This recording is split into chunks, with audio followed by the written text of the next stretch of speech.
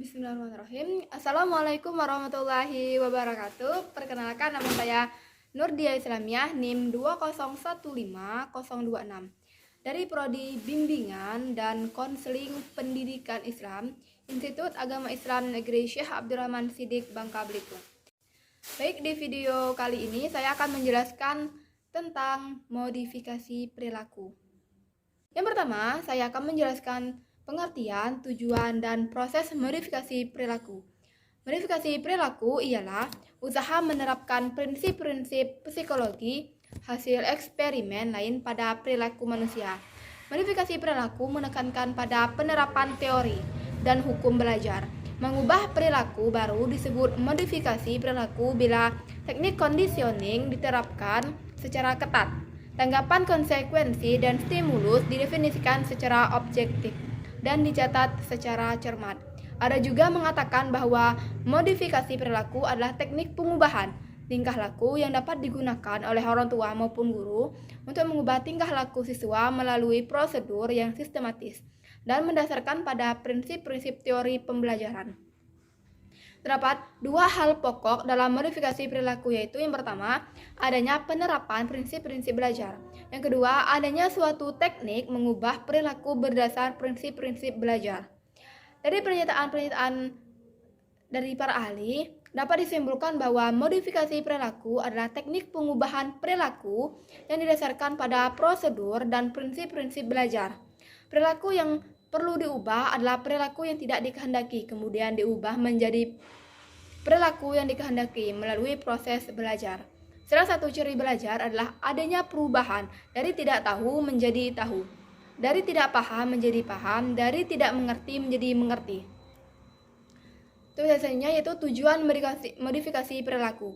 Tujuan utama dari modifikasi perilaku adalah menghendaki adanya perubahan. Tujuan modifikasi perilaku dapat mencakup 4 hal berikut, yaitu yang pertama, peningkatan perilaku yang dikehendaki. Peningkatan perilaku dapat dilihat dari frekuensi, intensitas, dan lamanya perilaku. Yang kedua, pemeliharaan perilaku yang dikehendaki. Pemeliharaan perilaku bertujuan agar perilaku yang sudah terbentuk tidak hilang atau berkurang frekuensi, intensitas, dan lamanya. Pengurangan atau penghilangan perilaku yang tidak kita kehendaki. Yang ketiga, pengurangan atau penghilangan perilaku dimaksudkan agar perilaku yang tidak kita kehendaki dapat dihilangkan atau dikurangi. Bentuknya dapat berupa extension, punishment, reinforcement, aspek lain tidak disukai. Yang keempat, perkembangan atau perluasan perilaku. Perkembangan atau perluasan perilaku bertujuan untuk membentuk perilaku yang lebih spesifik, serta variasi perilaku yang berhasil dikukuhkan bertambah luas penggunaan dan macamnya. Itu proses modifikasi perilaku. Langkah pertama dalam melakukan modifikasi perilaku adalah mengumpulkan berbagai informasi yang relevan dengan masalah yang akan ditangani. Informasi tersebut mengungkapkan faktor-faktor yang berkontribusi terhadap terjadinya perilaku yang memelihara dan lingkungan terhadap lingkungan. Analisis fungsi melibatkan yang pertama, pendahuluan antecedent adalah suatu situasi tertentu yang mencetuskan perilaku yang dipermasalahkan ini mengarah pada rangsangan sebelum perilaku.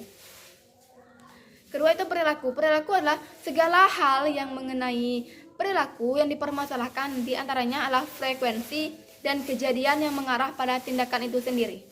Yang ketiga, konsekuensi. Konsekuensi adalah akibat yang diperoleh setelah perilaku terjadi. Konsekuensi ini biasanya yang memelihara perilaku yang menjadi masalah juga mengarah pada peristiwa yang mengikuti perilaku. Materi selanjutnya itu adalah pengertian perilaku. Perilaku sinonim dari aktivitas, aksi, kinerja, respon, atau reaksi. Dengan kata lain, perilaku adalah segala sesuatu yang dilakukan dan dikatakan oleh manusia. Secara teknis, perilaku adalah aktivitas glandular, muskular, atau elektrika seseorang. Termasuk perilaku adalah tindakan-tindakan sederhana seperti mengedipkan mata, menggerakkan jari, tangan, melirik, dan sebagainya. Terdapat dua kelompok besar perilaku. Yang pertama itu perilaku yang tampak atau dapat diobservasi, dan yang kedua itu adalah yang tidak tampak, tersembunyi, atau tidak dapat diobservasi. Nah, Perilaku yang nampak adalah perilaku yang dapat diamati oleh orang lain. Misalnya, berbicara, berjalan, lari, menangis, melempar bola, berteriak, dan sebagainya. Nah, sedangkan perilaku yang tidak dapat diamati secara langsung oleh orang lain, misalnya berpikir dan merasakan. Untuk itu, perilaku yang tersembunyi harus disimpulkan dari respon-respon yang terbuka. Perilaku juga diartikan sebagai semua aktivitas yang merupakan reaksi terhadap lingkungan. Apakah itu reaksi yang bersifat motorik, fisiologis, kognitif, ataupun afektif? Secara umum, yang termasuk perilaku adalah apa yang kita lakukan dan apa yang kita katakan. Perilaku dapat memiliki satu atau lebih dimensi yang dapat diukur, yaitu frekuensi, intensitas, dan durasinya. Suatu perilaku dapat diamati, digambarkan, dicatat, atau direkam, diukur oleh orang lain atau pelaku itu sendiri. Setiap perilaku mempunyai dampak, pengaruh pada lingkungan, dan perilaku mengikuti hukum, prinsip belajar. Ada juga yang tidak termasuk perilaku, misalnya deskripsi sifat-sifat kepribadian seseorang. Misalnya pendiam, jujur, rajin, cemas, peduli, taat, pekerja keras, mandiri, setia, egois, menyenangkan, gugup, minder, dan sejenisnya. Kata-kata sifat tersebut bukan menunjuk pada perilaku tertentu, tetapi merupakan label yang diberikan sebagai kesimpulan dari beberapa tindakan. Misalnya, apabila menyatakan bahwa jujur, orang lain yang mendengarkan akan memahami apa maksudnya dan dapat membayangkan bagaimana ciri-ciri perilaku orang tersebut, termasuk label diagnostik, misalnya autis, learning disability, ADHD, dan sebagainya. Sedangkan termasuk akibat atau hasil perilaku, misalnya kaya, sehat, segar, dan sebagainya. Materi selanjutnya yaitu adalah dimensi perilaku. Perilaku dapat diukur dengan dilihat dari 3 sisi dimensi, yaitu durasi, frekuensi, dan intensitas. Nah, durasi berkaitan dengan panjang waktu yang dibutuhkan untuk melakukan sebuah perilaku. Frekuensi merujuk pada jumlah perilaku yang muncul dalam jangka waktu tertentu. Sedangkan intensitas hubungan dengan upaya fisik atau energi yang digunakan untuk melakukan penelitian perilaku. Akar penyebab dari perbedaan perilaku yang dimiliki oleh seseorang antara lain pertama, perbedaan individual. Perbedaan individual merupakan hal yang pasti ditemukan dalam kehidupan sosial setiap orang, baik anak-anak ataupun dewasa. Yang kedua, faktor lingkungan. Lingkungan memberikan pengaruh yang cukup signifikan dalam perkembangan individu, termasuk perilaku. Lingkungan yang baik dibutuhkan untuk perkembangan yang baik pula. Begitupun pula sebaliknya. Materi selanjutnya itu adalah sejarah dan teori perilaku. Latar belakang pada tahun 1938 menurut Ivan Pavlov, modifikasi perilaku didasarkan pada konsep pengkondisian yang merupakan bentuk pembelajaran. Apa yang kemudian menjadi modifikasi perilaku berasal dari hukum pengkondisian klasik Pavlov, hukum efek Thorndike, dan formulasi Watson tentang behaviorisme. Ada 2 bentuk pengkondisian klasik berdasarkan stimulus atau sinyal tertentu yang memicu suatu tindakan dan operan yang melibatkan penggunaan sistem penghargaan dan atau hukuman untuk mengubah perilaku. Modifikasi perilaku dikembangkan dari teori-teori ini karena mereka mendukung gagasan bahwa perilaku itu dengan cara yang sama seperti yang dipelajari juga tidak dapat dipelajari.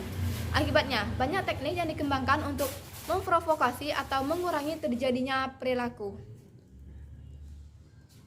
Perubahan muncul dan perkembangan awal pada tahun 1938 sampai 1958 pada pengupas kulit. Pada periode ini, teori belajar neo-behavioral dikembangkan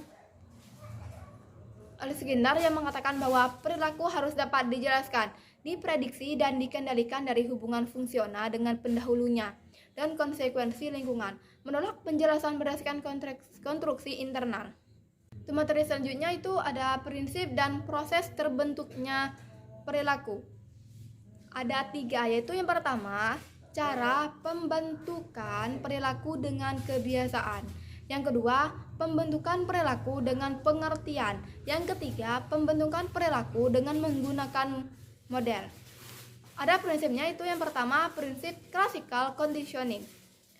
Itu ada penguasaan. Penguasaan atau bagaimana organisme mempelajari sesuatu respon atau respon baru berlaku beberapa tingkatan. Juga semakin sering organisme itu mencoba, lebih kuat penguasaan berlaku.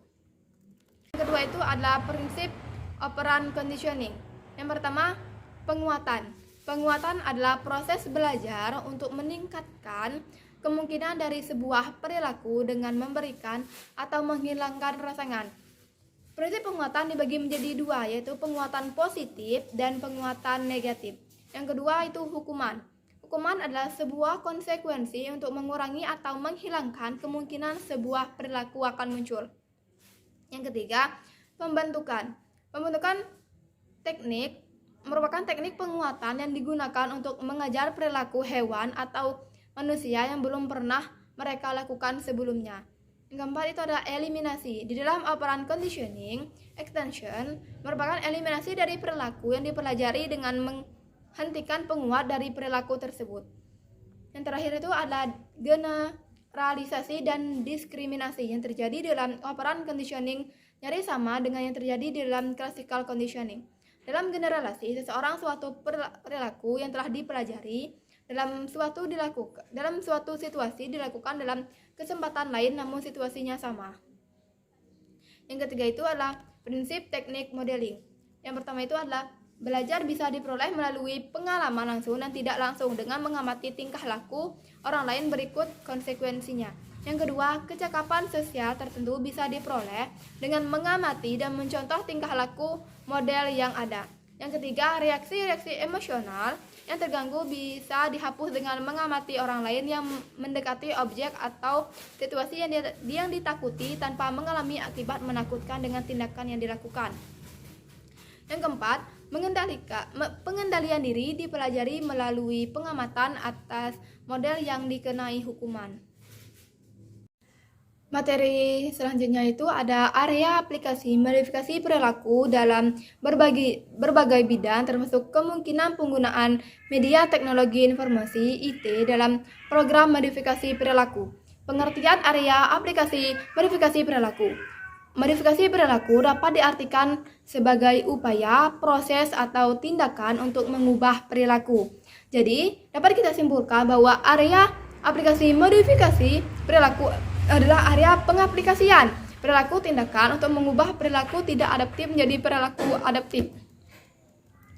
Dapat diulas beberapa bidang aplikasi perilaku di bawah ini. Yang pertama, gangguan perkembangan. Lebih banyak penelitian modifikasi perilaku telah dilakukan di bidang gangguan perkembangan daripada area lain. Yang kedua, penyakit kejiwaan. Penyakit penelitian bahwa beberapa penelitian awal dalam modifikasi perilaku menunjukkan efektivitasnya dalam membantu orang dengan penyakit mental dalam membantu orang lain dengan penyakit mental dalam pengaturan kelembagaan. Yang ketiga itu adalah pendidikan dan pendidikan khusus. Perilaku juga telah digunakan dalam pendidikan tinggi untuk meningkatkan teknik pengajaran dan demikian meningkatkan teknik pengajaran dan dengan demikian meningkatkan pembelajaran mahasiswa. Yang keempat, rehabilitas adalah proses membantu orang mendapatkan kembali fungsi normal setelah cedera atau trauma, seperti cedera kepala akibat kecelakaan atau kerusakan otak akibat stroke. Selanjutnya ada komunitas psikologi dalam psikologi komunitas. Selanjutnya ada manajemen diri. Selanjutnya ada manajemen anak dan psikologi olahraga. Kemungkinan penggunaan media teknologi informasi IT dalam program modifikasi perilaku. Pertama, penggunaan media online di kalangan masyarakat sebagai tempat berbelanja di masa pandemi COVID-19. Berbelanja di masa COVID-19 secara umum dilihat karena mereka memiliki karakteristik tertentu yang sangat memadai. Yang kedua, pengaruh video penyuluhan kesehatan tentang obesitas bagi anak usia sekolah dasar. Sistem informasi kesehatan berisi atas data, informasi, parameter, langkah peranti teknologi dikendalikan secara sistematis sebagai bahan pertimbangan dalam mengambil keputusan yang bermanfaat dalam mendukung Pembangunan kesehatan. Salah satu media yang digunakan adalah media video. Yang terakhir itu adalah strategi konseling dalam menumbuhkan kesehatan mental pada penderitaan gaming disorder. Untuk materi selanjutnya itu adalah prinsip-prinsip dalam modifikasi perilaku. Yang pertama, reinforcement. Istilah penguatan atau yang disebut dengan reinforcement berasal dari Skinner, salah seorang ahli psikologi belajar behavioristik. Mengartikan reinforcement ini sebagai setiap konsekuensi atau dampak tingkah laku yang memperkuat tingkah laku tertentu. Penguatan adalah respon positif dalam pembelajaran yang diberikan guru terhadap perilaku peserta didik yang positif dengan tujuan mempertahankan dan meningkatkan perilaku tersebut. Penguatan merupakan respon terhadap suatu tingkah laku yang sengaja diberikan agar tingkah laku tersebut dapat terulang kembali. Penguatan yang diberikan oleh guru merupakan hal yang sangat penting bagi peserta didik. Misalnya, positif reinforcement didefinisikan sebagai terjadinya perilaku diikuti penambahan stimulus atau peningkatan intensitas stimulus mengakibatkan penguatan perilaku, sedangkan negatif reinforcement didefinisikan sebagai terjadinya perilaku diikuti oleh penghapusan stimulus atau penurunan dan intensitas stimulus yang mengakibatkan penguatan perilaku. Ada beberapa faktor yang mempengaruhi efektivitas reinforcement. Yang pertama, imediasi, kedua kontingensi, yang ketiga stabilizing operation, yang keempat individual difference, yang kelima magnitude. Prinsip selanjutnya itu adalah punishment. Punishment atau hukuman adalah suatu bentuk prosedur atau tindakan yang diberikan kepada individu atau kelompok atas kesalahan, pelanggaran, dan kejahatan yang telah dilakukan dalam bentuk reinforcement negatif.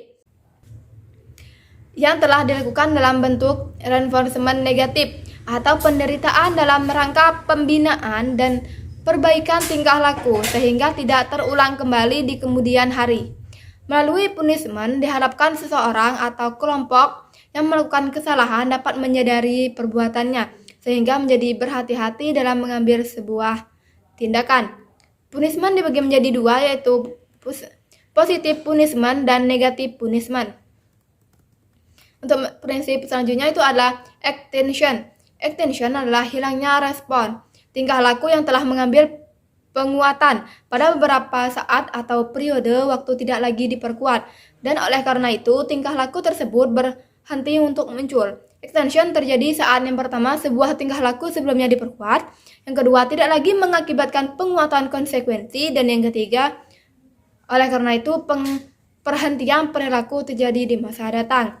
Untuk materi selanjutnya itu adalah stimulus kontrol. Dalam psikologi behavioral, stimulus kontrol adalah sebuah fenomena yang terjadi ketika seseorang individu berperilaku tertentu karena adanya stimulus yang diberikan dan berperilaku berbeda ketika stimulus tersebut tidak ada. Stimulus apapun yang mampu memodifikasi perilaku disebut diskriminatif stimulus. Keberadaan stimulus kontrol dibutuhkan untuk bisa memicu respon yang diharapkan ketika stimulus yang telah terkontrol diberikan. Untuk prinsip selanjutnya itu adalah token ekonomi. Token ekonomi merupakan suatu program yang digunakan pada remaja di mana perawatan atau pelakuannya dapat dilakukan di rumah. Tujuan dari token ekonomi adalah untuk memperkuat perilaku yang diinginkan klien yang terjadi telah jarang dan untuk mengurangi perilaku yang tidak diinginkan mereka dalam lingkungan perawatan yang struktur atau pengaturan pendidikan. Prinsip-prinsip token ekonomi itu yang pertama, lingkungan dapat dikontrol. Dalam melakukan token ekonomi diharapkan lingkungan dapat diprediksi dan dikendalikan. Yang kedua, sasaran perilaku harus spesifik, bahwa perilaku yang akan dirubah harus dideskripsikan dengan jelas. Yang ketiga, mempunyai makna lebih sebagai pengukuh. Token yang diperolehnya mempunyai makna sebagai pengukuh untuk perilaku berikutnya. Yang keempat, bentuk atau jenis benda yang dijadikan sebagai token harus jelas.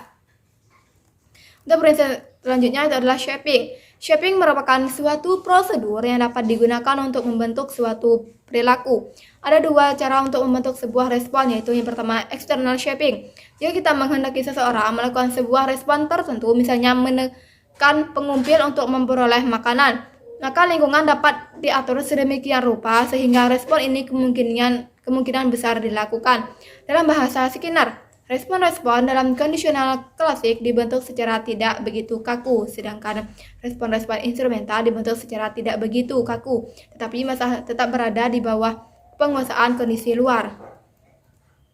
Yang kedua, internal shaping. Internal shaping dapat terjadi dalam lingkungan yang sangat bebas dan sangat tidak berstruktur. Diberi nama internal shaping karena tekanan konstan terhadap tingkah laku datangnya dari dalam organisme, dari lingkungan fisik. Ada 3 aspek perilaku yang bisa dibentuk, yaitu topografi, jumlah, dan intensitas kekuatan suatu respon. Materi selanjutnya itu adalah teknik dalam modifikasi perilaku. Ada relaksi. Relaksi adalah suatu teknik yang dapat membuat pikiran dan tubuh menjadi rileks melalui sebuah proses yang secara progresif akan melepaskan tegangan otot di setiap tubuh. Teknik relaksasi berguna dalam berbagai situasi, misalnya nyeri, cemas, kurangnya kebutuhan tidur, serta emosi yang ditunjukkan. Relaksasi memelihara reaksi tubuh terhadap respon fight or flight, penurunan respirasi, nadi, dan jumlah metabolik, tekanan darah, dan energi yang digunakan.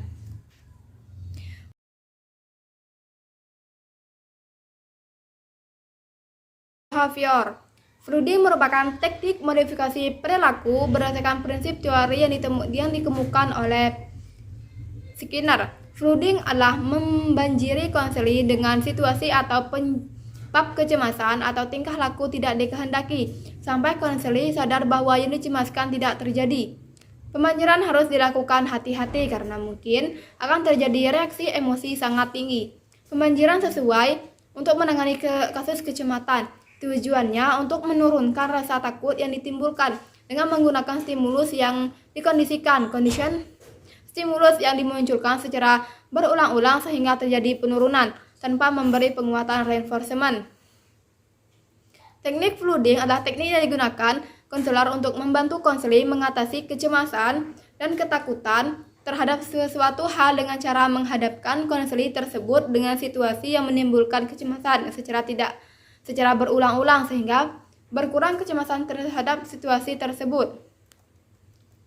Teknik selanjutnya itu adalah desensitisasi in vivo, merupakan teknik spesifik pendekatan behavioristik sebagaimana dikembangkan oleh Willis. Desensitisasi in vivo adalah suatu teknik yang dikembangkan oleh Wolfe yang mengatakan bahwa semua perilaku yang nampak merupakan ekspresi dari rasa takut.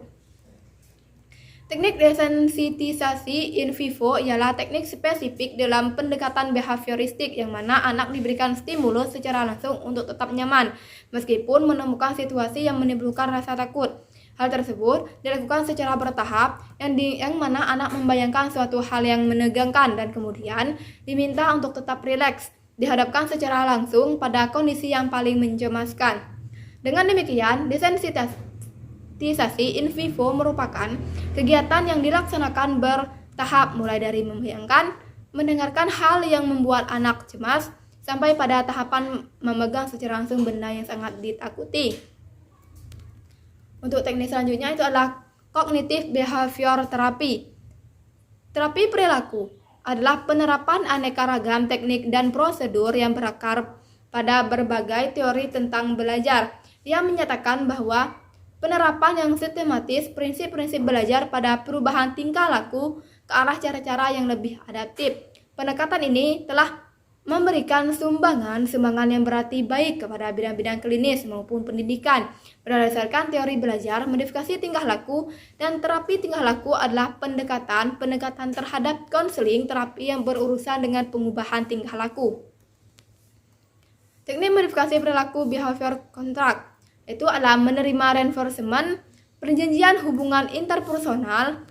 Yang ketiga, nilai pertukaran interpersonal. Yang keempat, aturan-aturan tetap memberikan kebebasan dalam pertukaran interpersonal. Teknik selanjutnya itu adalah self management. Self management adalah suatu proses di mana konseli mengarahkan perubahan tingkah laku mereka sendiri dengan menggunakan satu strategi atau kombinasi strategi. Konseli harus aktif menggerakkan variabel internal untuk melakukan perubahan yang diinginkan. Walaupun konselor yang mendorong dan melatih prosedur ini, konselorlah yang mengontrol pelaksanaan strategi ini. Dalam menggunakan prosedur self management, konselor mengarahkan usaha perubahan dengan mengubah aspek-aspek lingkungannya atau dengan mengatur konsekuensi. Kelebihan teknik self management yaitu yang pertama, pelaksanaannya yang cukup sederhana. Yang kedua, penerapannya dikombinasikan dengan beberapa latihan yang lain. Yang ketiga, pelatihan ini dapat mengubah perilaku individu secara langsung melalui perasaan dan sikapnya. Yang keempat, di samping dapat dilaksanakan secara perorangan, juga dapat dilaksanakan dalam kelompok. Sedangkan kekurangan teknik self management yaitu adalah tidak ada motivasi dan komitmen yang tinggi pada individu. Yang kedua, individu bersifat independen. Yang ketiga, konselor memaksakan program pada konseli. Yang keempat, tidak ada dukungan dari lingkungan. Teknik selanjutnya itu adalah self control. Self control terjadi ketika seseorang terlibat dalam satu tindakan atau perilaku dalam waktu yang tertentu untuk mengontrol perilaku lainnya muncul di waktu yang lain. Tipe-tipe dari self control ini ada goal setting dan self monitoring. Yang kedua ada manipulasi antecedent dan yang ketiga kontrak perilaku. Kontrak perilaku ini pernyataan resmi di mana kamu menentukan perilaku yang menjadi target dan mengatur konsekuensi untuk perilaku yang muncul. Kontrak perilaku dianggap sebagai bentuk dari self control yang bisa mempengaruhi perilaku untuk sering terjadi atau tidaknya. Untuk materi selanjutnya itu adalah keterampilan sosial. Keterampilan sosial adalah kemampuan untuk menciptakan hubungan sosial yang serasi dan memuaskan berbagai pihak dalam bentuk penyesuaian terhadap lingkungan sosial dan keterampilan memecahkan masalah sosial. Dalam keterampilan sosial tercakup kemampuan mengendalikan diri, adaptasi, toleransi, berkomunikasi, berpartisipasi dalam kehidupan masyarakat. Contohnya, melakukan pembinaan interaksi dengan orang dewasa. Yang kedua, memberikan pembinaan dengan kelompok. Yang ketiga, memberikan pengembangan terhadap anak yang satu dengan anak yang lain. Yang keempat, memberikan contoh dan binaan terhadap anak untuk berperilaku baik. Yang kelima, pengenalan diri. Yang keenam, memperkenalkan emosi yang positif. Yang ketujuh, mengajarkan anak untuk memiliki rasa empati. Selanjutnya, mengajarkan anak untuk berbagi dan simpati. Dan selanjutnya, memberi sikap positif.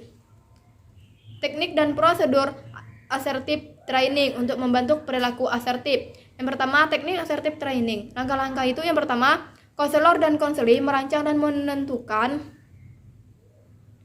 situasi di mana konseli merasa kesulitan dalam menyampaikan perilaku asertif. Situasi yang digambarkan harus jelas dan detail sehingga konseli dapat menggambarkan dan menerangkan seperti apa yang dihadapinya dalam kenyataan.